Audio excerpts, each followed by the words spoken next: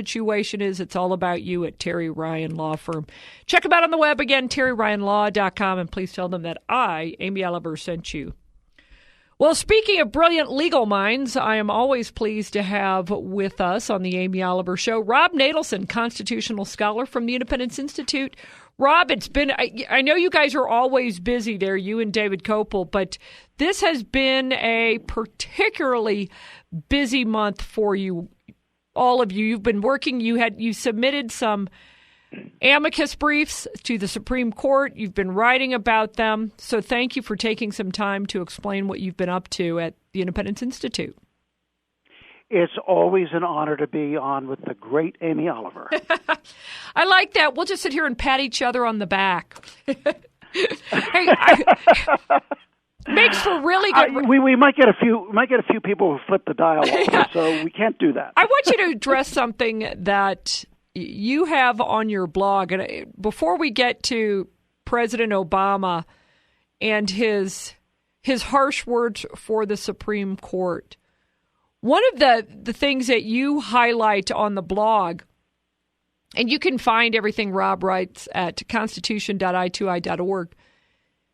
One of the things that the attorneys for the administration are saying that Obamacare is constitutional because health care is unique. It cannot be compared to other markets. Therefore, Congress has a right, President Obama has a right, the federal government has a right to mandate that you purchase health care because it's different. Well, I think it was pretty clear from the argument that position doesn't hold up. I think it was Justice Roberts who pointed out that burial insurance is also something that everybody is, or burial, it's something everybody needs, and that therefore the federal government could mandate it. Arguably, maybe the federal government, under the same reasoning, could mandate that you have a cell phone because you never know when you might need government emergency services. And by the way, this tended to get a little overlooked in the argument. It was mentioned, but it probably not as much as it should have. One of the bases for which the government argues that health insurance is unique is that there's a lot of cost shifting in the healthcare market. Well, there's a lot of cost shifting in the healthcare market because of federal mandates.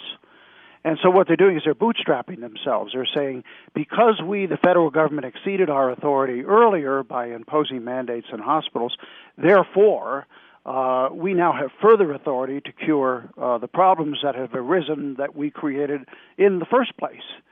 So I hope the judges don't buy that argument. And what is your take? Will they, just based on what you've heard from the questions, I know you guys don't like to prognosticate, but humor me. For some time, I've thought it was about a 50-50 chance. Here are the obstacles that the challenges of Obamacare have to overcome. First off, contrary to all the nonsense you see written in the newspapers, this is not a conservative court. It's not a 5-4 conservative court. You have a plurality of 4 liberals who are almost automatic liberals. Breyer occasionally strays, but he's not going to on this one. So you have 4 people, and you only need a majority of 5 who are almost guaranteed to uphold this law, at least on Commerce Clause grounds. I don't think even the liberals are going to buy the argument that this is a tax. But so you've got that. That means that in order to strike down the law, you've got to get all the other 5.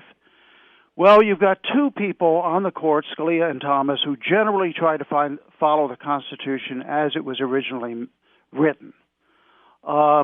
You've got Justice Kennedy, who really is a jurist in the liberal tradition, but he often reaches conservative results. What he's going to do here, I don't know. And then you've got two people on the court, Alito and Roberts, who are fundamentally about following precedents, about being very careful and not going beyond the court's previous precedents. Many of those precedents are liberal, and many of the so-called conservative decisions that have reached 5-4 are actually based on liberal precedents. Well, there really are no firm precedents in this area. You have a lot of liberal precedents that say that the Congress can use the Commerce Clause and the necessary and proper clause to govern basically the entire economy. But what Congress has done in this instance goes beyond that. And so you just don't know how the court's going to break. Right. So do you feel it's still 50-50, or you have no idea? I think it's probably 50-50, and I would say for this reason. I think Justice Scalia and Justice Thomas will follow the Constitution. So that's 2 votes against Obamacare.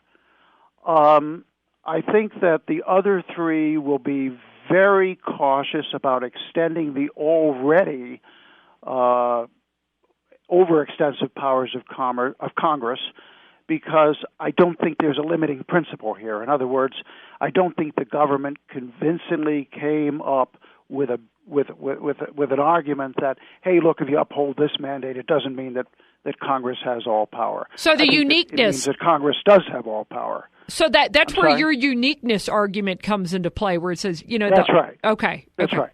And it's not persuasive because there's so many other arguments, so many other. For example.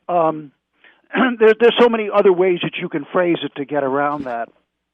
I heard a congressman the other day saying, well, even if we uphold, it's a Democratic Congress, so even if we uphold Obamacare, it doesn't mean, for example, that Congress could force you to buy baseball tickets, because while everybody's going to use health insurance and you can't predict when you're going to do it, not everybody's going to buy baseball tickets.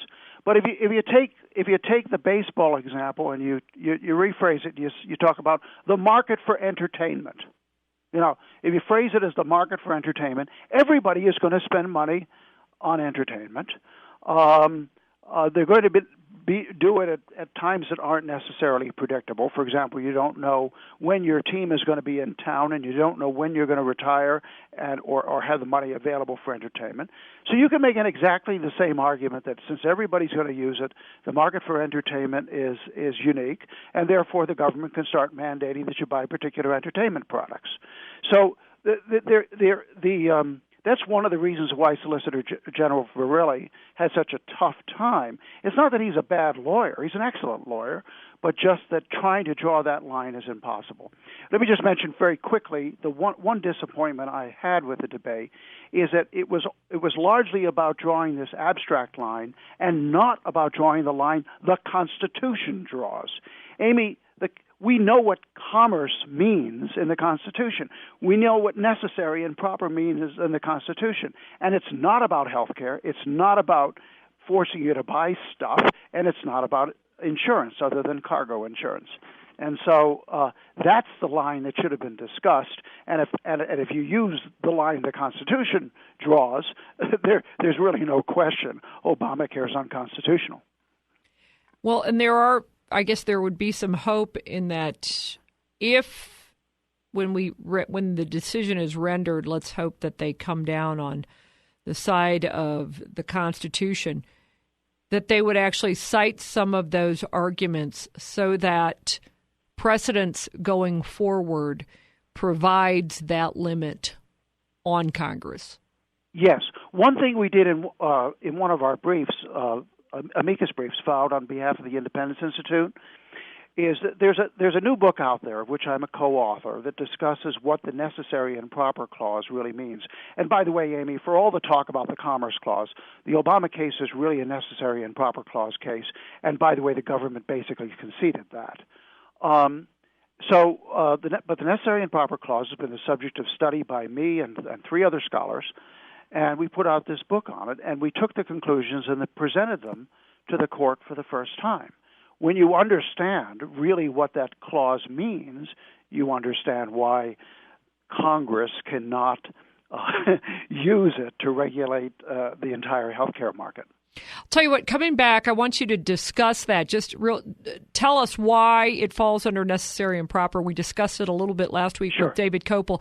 But also, I want to get into your Medicaid brief as well, because I think that's a compelling argument, too. We'll talk more with constitutional scholar Rob Natelson. You can check out